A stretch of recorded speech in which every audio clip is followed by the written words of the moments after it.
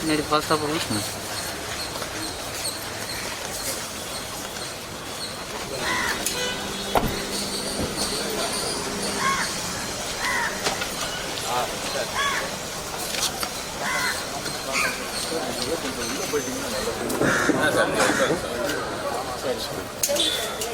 வந்துச்சு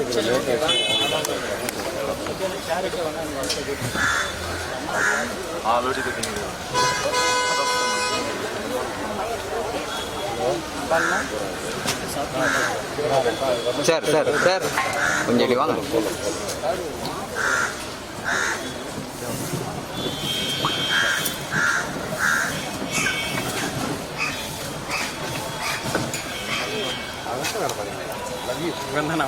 இல்லை இல்லை கரெக்டாக இருக்கு. சரியா சார்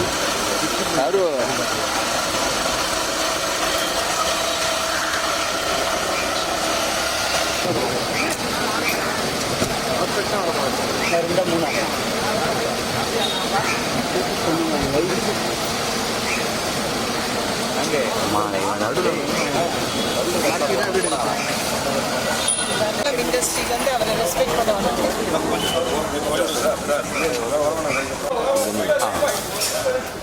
ஃபஸ்ட்டு உள்ள போடுங்க. ஃபோன் மட்டும் எடுக்க சொல்லுங்கப்பா. போலாம் போங்க.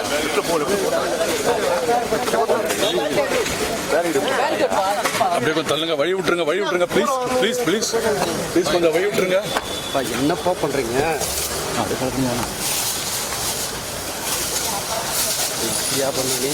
போதும்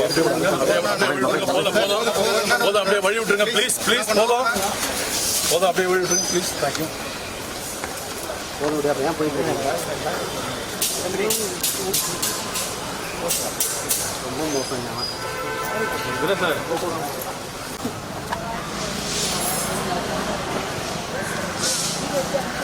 ஐயோ ஒன்றும் மச்சான்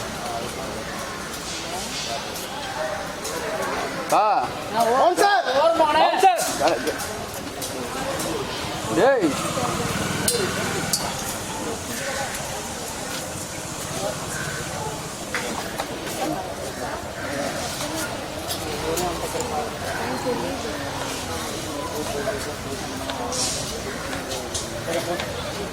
நிறைய வாட்டி நாம் வந்து மீட் பண்ணியிருக்கோம். இப்போ ரீசெண்டாக வந்து ஒரு 4 months பிஃபோர்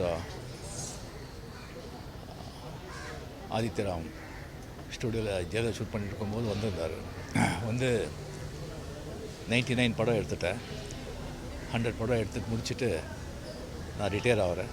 ஸோ 100th படம் நீங்கள் ஆக்ட் பண்ணணும். 2-3 ஸ்டோரி ரைட்டர்ஸ் வச்சுருக்கேன், நீங்கள் கேட்டு டெஃபினட்டாக பண்ணணும் அப்படியே சொல்லியிருந்தாங்க. நான் 100% உண்மையாக சொல்லியிருந்தேன். Just 2 months before KS Ravikumar அவர் சொன்னார் வந்து ஆர்பி அவர்கள் வந்து எத்தனையோ டைரக்டர்ஸுங்க வந்து உருவாக்கியிருக்காங்க, நம்ம டைரக்டர்ஸ் எல்லாம் சேர்ந்து அவருக்கு ஒரு பெரிய விழா நடத்தணும் அப்படின்னு சொல்லியிருந்தாங்க.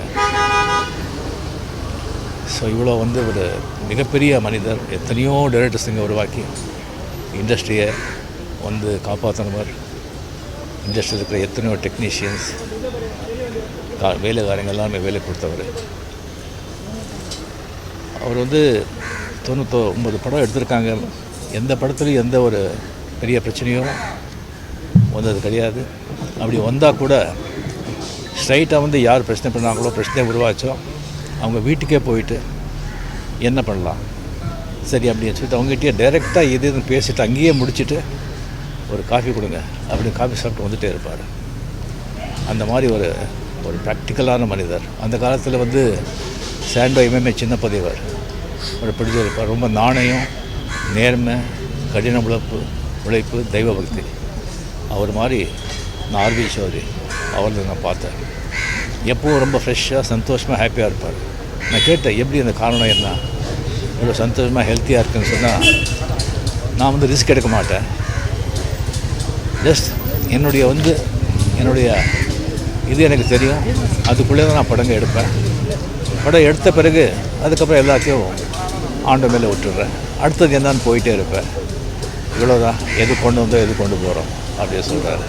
அந்த மாதிரி ஒரு அருமையான ஒரு ஆத்மா, அருமையான ஒரு ப்ரொடியூசர், இந்த மாதிரி ஒரு அகால மரணம் ஆனது ரொம்ப ரொம்ப ரொம்ப வருத்தமாக இருக்குது. அவர் ஆத்மா சாந்தி அடையட்டும். அவங்க சார்ந்தவர் எல்லாருக்குமே என்னுடைய ஆழ்ந்த அனுதாபம். நன்றி. ஆர்பி சௌத்ரியை பொறுத்த வரைக்கும் அவர் இந்த சினிமா உலகத்தில் விநியோகஸ்தராக அடியெடுத்து வைத்த நாள்லேருந்தே எனக்கு அவர் நல்லா தெரியும்.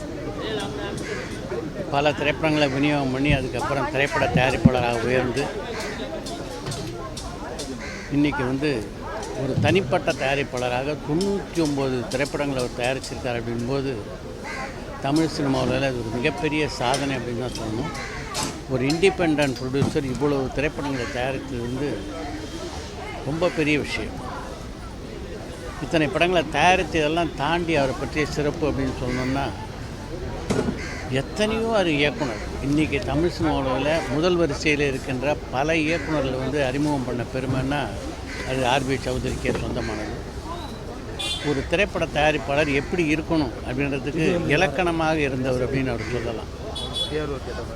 பணம் கொடுத்தா போதும் ப்ரொடியூசரு, மற்றெல்லாம் யாராவது பார்த்துக்குவாங்க அப்படின்ற நிலைமையில் அவர் என்றைக்குமே இருந்ததில்லை. கதை தேர்விலேருந்து இந்த படப்பிடிப்பு நடக்கிறது, படப்பிடிப்பு நடந்தவுடனே சரியாக எடுத்திருக்காங்களா, பாடல் எப்படி இருக்குது. சமீபத்தில் ஒரு பேட்டிக்கு என்கிட்ட வந்திருந்த ஒரு இயக்குனர் ஆச்சரியத்தோடு சொன்னார், அவருக்கு தாய்மொழி தமிழ் இல்லை, ஆனால் தமிழ் பாட்டை அந்த அளவு பிரமாதமாக பாடுவார்.